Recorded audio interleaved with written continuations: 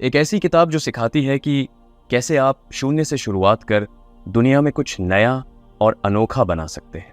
तो आइए चलें इस सफर पर। परिचय। व्यवसाय में हर मौका केवल एक बार आता है। अगला बिल गेट्स एक ऑपरेटिंग सिस्टम नहीं बनाएगा, अगला लैरी पेज या सर्गेई ब्रिन एक सर्च इंजन नहीं बनाएगा, और अगला मार्क जुकरबर्ग एक सोशल नेटवर्क नहीं बनाएगा। यदि आप इन लोगों की कॉपी बना रहे हैं तो आप उनसे कुछ सीख नहीं रहे हैं। बेशक कुछ नया बनाने के बजाय किसी भी मॉडल में थोड़ा फेरबदल कर नकल बनाना आसान है। ऐसा करना दुनिया को 1 से N तक ले जाता है, लेकिन हर बार जब हम कुछ नया बनाते हैं तो हम 0 से 1 तक जाते हैं। हर बार कुछ नया बनाने के कार्य के परिणाम बहुत ही अलग और अजीब होते हैं। जब तक कंपनियां नई चीज़ों को बनाने के कठिन कार्य में निवेश नहीं करती, तब तक वे भविष्य में असफल ही रहेंगी। इससे कोई फर्क नहीं पड़ता कि उनके मुनाफे आज कितने बड़े हैं। हमें जो विरासत में मिला है वह व्यवसाय की पुरानी तकनीकों को ठीक से प्रयोग करने से मिला है, लेकिन अब जितना आसान लगता है वह उतना ही असंभव है। ये स्थिति 2008 के संकट से कहीं ज्यादा बदतर दिखाई देती है। आजकल की सर्वोत्तम मान्यताओं के कारण नए रास्ते अवरुद्ध हो गए। विशाल प्रशासनिक नौकरशाहों की दुनिया में सार्वजनिक और निजी दोनों एक नए रास्ते की तलाश में एक चमत्कार की उम्मीद लगाए बैठे हैं। यदि अमेरिकी व्यवसाय सफल होने जा रहा है तो हमें असल में सैकड़ों नहीं हजारों चमत्कारों की आवश्यकता होगी। एक महत्वपूर्ण तथा निराशाजनक तथ्य है कि मनुष्य अन्य प्रजातियों से ज्यादा चमत्कारों के काम करने की क्षमता बढ़ाने की तकनीक को खोजता रहता है। प्रौद्योगिकी चमत्कारी है क्योंकि यह हमें हमारी मौलिक क्षमताओं को उच्च स्तर तक पहुंचाने के लिए कम प्रयास से अधिक काम करने की ताकत प्रदान करती है। अन्य जानवरों को सहज रूप से बांधों या हनीकॉम्ब जैसी चीजों को बनाने के लिए प्रेरित किया जाता है, लेकिन हम केवल वे हैं जो नई चीजों का आविष्कार कर सकते हैं और उन्हें बनाने के बेहतर तरीके खोज सकते हैं। मनुष्य तय नहीं करते कि दिए गए विकल्पों की ब्रह्मांडीय क्षमता को विकल्प बनाकर क्या बनाना है। इसके बजाय नई प्रौद्योगिकियां बनाकर हम दुनिया की योजना को फिर से लिख सकते हैं। ये प्राथमिक सत्य हैं जो हम दूसरों को सिखाते हैं। एक ऐसी दुनिया बनाना आसान है जहां हम जो भी करते हैं जिसे पहले किया गया है उसी को दोहराया जाता है। शून्य से एक नई कंपनियों को बनाने वाली कंपनियों को बनाने के बारे में है। यह पेपैल और पलंतिर के सह संस्थापक और फिर फेसबुक और स्पेसएक्स समेत सैकड़ों स्टार्टअप में निवेशक के रूप में सीखा है। लेकिन जब मैंने कई पैटर्न देखे हैं और मैं उन्हें जोड़ता हूं तो यह पुस्तक सफलता के लिए कोई सूत्र नहीं देती है। शिक्षण उद्यमिता का विरोधाभास यह है कि ऐसा सूत्र आवश्यक रूप से अस्तित्व में नहीं हो सकता है, क्योंकि प्रत्येक नवाचार नया और अनूठा होता है। कोई भी प्राधिकरण कंक्रीट शर्तों में अभिनव नहीं कर सकता है कि कैसे अभिनव होना चाहिए। दरअसल मैंने देखा है कि एकमात्र सबसे शक्तिशाली पैटर्न यह है कि सफल लोगों को अप्रत्याशित स्थानों में हाई रेट मिलता है और वह सूत्रों के बजाय सिद्धांतों से व्यवसाय के बारे में सोचकर ऐसा करते हैं। यह पुस्तक स्टार्टअप के बारे में एक कोर्स से उत्पन्न होती है जिसे मैंने 2012 में स्टैनफोर्ड में पढ़ाया था। कॉलेज के छात्र कुछ विशेषताओं में बेहद कुशल बन सकते हैं लेकिन कई लोग कभी नहीं सीखते कि दुनिया में उनके कौशल के साथ वे क्या करें। कक्षा को पढ़ाने में मेरा प्राथमिक लक्ष्य था कि मेरे छात्रों को अकादमिक विशिष्टताओं द्वारा बनाए गए ट्रैकों से परे व्यापक भविष्य में देखने के लिए मदद मिले। उन छात्रों को में से एक ब्लैक मास्टर्स ने विस्तृत कक्षा नोट्स ले लिए जो कैंपस से बहुत दूर फैले हुए थे, और 0 to 1 में मैंने व्यापक दर्शकों के लिए नोट्स संशोधित करने के लिए उनके साथ काम किया है। ऐसा कोई कारण नहीं है कि भविष्य केवल स्टैनफोर्ड या कॉलेज में या सिलिकॉन वैली में होना चाहिए। अध्याय 1, भविष्य की चुनौती। जब भी मैं किसी नौकरी के लिए किसी का साक्षात्कार लेता हूं तो मैं इस सवाल से शुरू करता हूं, क्या आप कोई ऐसा महत्वपूर्ण सत्य जानते हैं जिससे बहुत कम लोग सहमत हों? यह सवाल सुनने में आसान लगता है क्योंकि यह सीधा है। असल में जवाब देना बहुत मुश्किल है। यह बौद्धिक रूप से कठिन है क्योंकि स्कूल में हर किसी को जो ज्ञान सिखाया जाता है वह परिभाषा पर निर्भर करता है, और यह मनोवैज्ञानिक रूप से भी कठिन है क्योंकि उत्तर देने का प्रयास करने वाला कुछ ऐसा कहेगा जो ज्यादा खान प्रसिद्ध नहीं है जिसे वो जानता है। हम जानते हैं कि शानदार सोच दुर्लभ है, लेकिन यह भी तो सच है कि साहस प्रतिभा की तुलना में कम नहीं होना चाहिए। आमतौर पर मैं इस तरह के उत्तर सुनता हूं, हमारी शैक्षणिक प्रणाली टूट गई है और तत्काल इसे ठीक करने की जरूरत है, या अमेरिका असाधारण है, या कोई भगवान नहीं है, आदि आदि। ये बुरे जवाब हैं। पहला और दूसरा कथन सत्य हो सकता है, लेकिन कई लोग पहले से ही उनके साथ सहमत हैं। तीसरा उत्तर बस एक परिचित बहस को एक तरफ ले जाता है। एक अच्छा जवाब निम्नलिखित रूप में हो सकता है: अधिकांश लोग X में विश्वास करते हैं, लेकिन सत्य X के विपरीत है।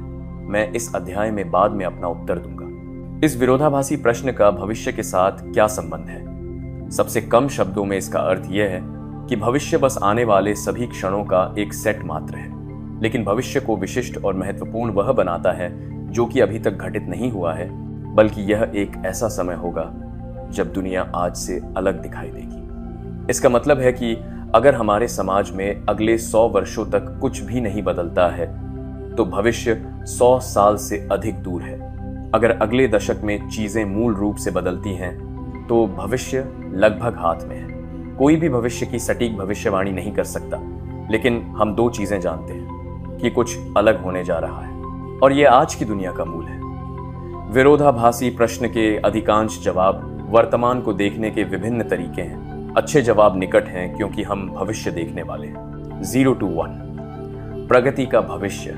जब हम भविष्य के बारे में सोचते हैं तो हम प्रगति की उम्मीद करते हैं। वह प्रगति दो रूपों में होती है: क्षैतिज या हॉरिजेंटल प्रगति, या व्यापक प्रगति का अर्थ उन चीजों की नक्ल बनाना है जो 1 से n तक काम करते हैं। क्षैतिज प्रगति की कल्पना करना आसान है क्योंकि हम पहले ही जानते हैं कि यह कैसा दिखता है। लंबवत या वर्टिकल प्रगति या गहन प्रगति का अर्थ है नई चीजें करना, जिसे 0 से 1 तक जाना कहते हैं। लंबवत प्रगति कल्पना करना कठिन है क्योंकि इसे किसी और चीज की आवश्यकता होती है। यदि आप एक टाइपराइटर लेते हैं और वैसे ही 100 टाइपराइटर बनाते हैं, तो आपने क्षैतिज प्रगति की है। यदि आपके पास टाइपराइटर है और आप वर्ड प्रोसेसर बनाते हैं, तो आपने लंबवत प्रगति की है। मैक्रो स्तर पर क्षैतिज प्रगति के लिए एक शब्द है वैश्वीकरण। इसके अंतर्गत चीजें बनती एक जगह है और वे काम हर जगह करती हैं। चीन वैश्वीकरण का बेहतरीन उदाहरण है।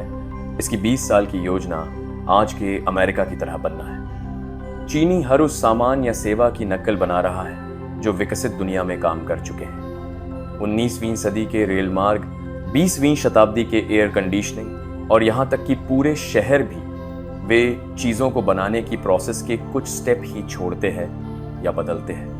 जैसे उदाहरण के लिए वे सीधे लैंडलाइन स्थापित किए बिना वायरलेस पर जा रहे हैं। आखिर में वे सभी की नकल ही तो बना रहे हैं। टेक्नोलॉजी वर्टिकल प्रगति 0 से 1 का बेहतरीन उदाहरण है। हाल के दशकों में सूचना प्रौद्योगिकी की तीव्र प्रगति ने सिलिकॉन वैली को सामान्य रूप से प्रौद्योगिकी की राजधानी बना दिया है, क्योंकि कंप्यूटर के लिए प्रौद्योगिकी सीमित होने का कोई कारण नहीं है। उचित रूप से समझने के लिए चीजों को बनाने का कोई भी नया और बेहतर तरीका तकनीक ही है। चूंकि वैश्वीकरण और तकनीक प्रगति के दो भिन्न तरीके हैं, इसलिए दोनों एक ही समय में या तो है या नहीं है। उदाहरण के लिए, वैश्वीकरण और तकनीक ने सन 1815 से 1914 तक तेजी से विकास किया। पहले विश्व युद्ध और किसिंजर की यात्रा के बीच 1971 में चीन के साथ संबंधों को फिर से खोलने के प्रयास हुए। उस समय चीन में तेजी से तकनीकी विकास तो हो रहा था, लेकिन वैश्वीकरण अभी न के समान ही था। 1971 के बाद से हमने सीमित तकनीकी विकास के साथ तेजी से वैश्वीकरण देखा है, जो ज्यादातर आईटी तक ही सीमित रहा।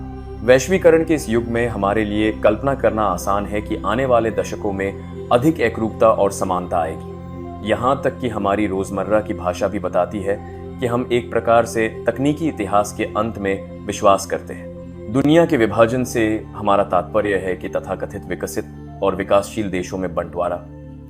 विकसित दुनिया के देश पहले से ही प्राप्त करने योग्य चीजों को प्राप्त कर चुके हैं और गरीब देश इन चीजों को पाने के लिए दौड़ लगा रहे हैं।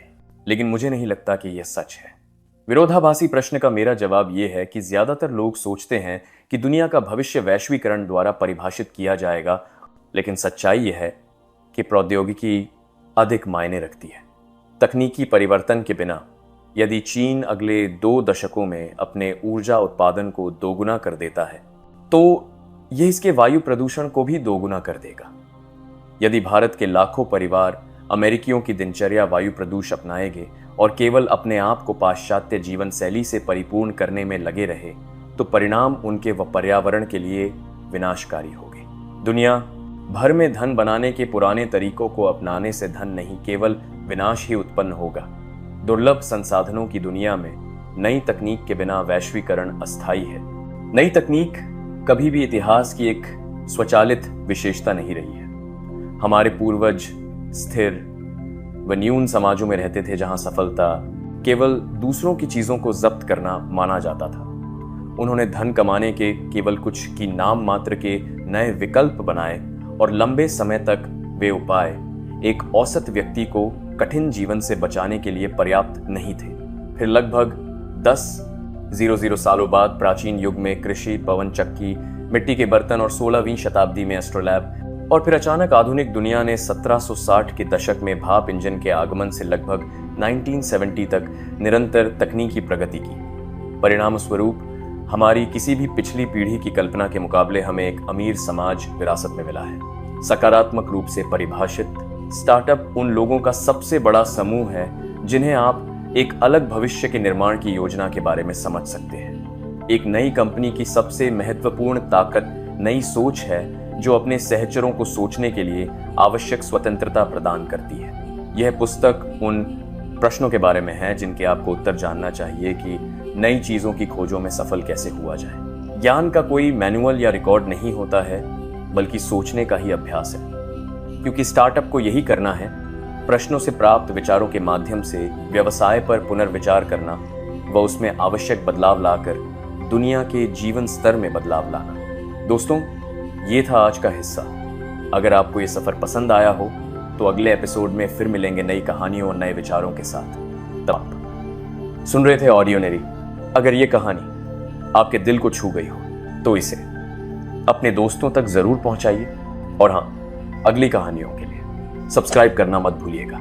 अपनी राय कमेंट में लिखिएगा क्योंकि आपकी बातें हमारी कहानियों को और भी खास बनाती हैं। अगली मुलाकात तक सुनते रहिए और कल्पना करते रहिए। हालांकि